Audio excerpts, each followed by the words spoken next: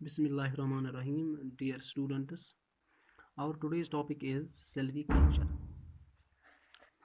A program has been started to replenish the forests by growing more and more trees. Has been a program called silviculture. A program, a program called silviculture. Silviculture has been started to replenish the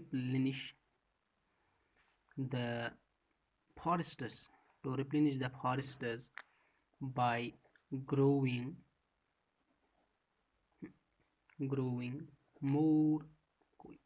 more trees and plants. A program called silviculture has been started to replenish the forests by growing more trees and plants. This program, so we can say silviculture, it is a major program started to replenish the degraded forests. Program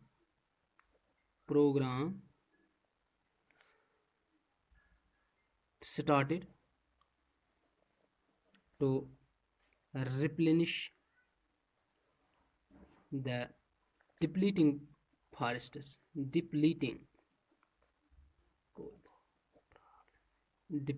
forests. This program, silviculture, it has many advantages. First advantage क्या है? It produces a large quantity of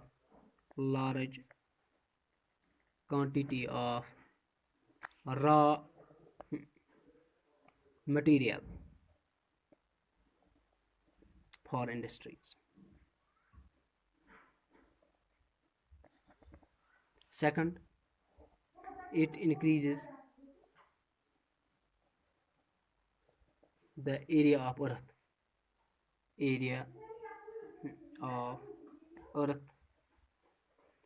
under forests. Third, it maintains a perfect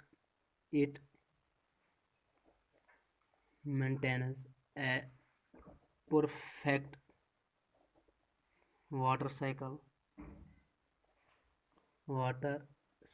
in nature. Third, it prevents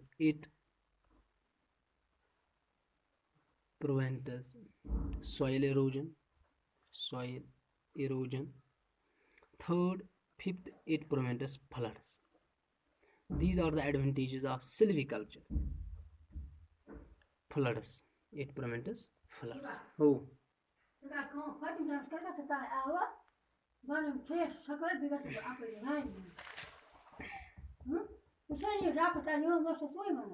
There are certain people who are not dependent on the forests in any way, but who want forests and wildlife to be conserved to prevent undue damage to the environment.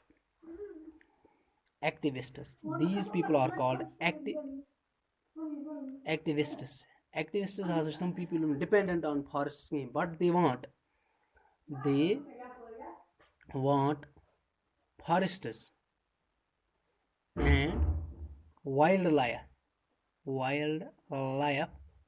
to be conserved,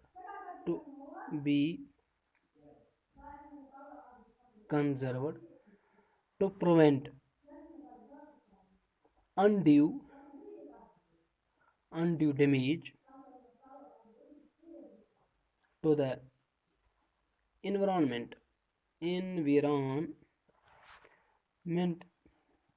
environment. For example, they started by working for the conservation of wild animals such as tigers, elephants, rhinoceros, but now they recognize the need to preserve forests as well.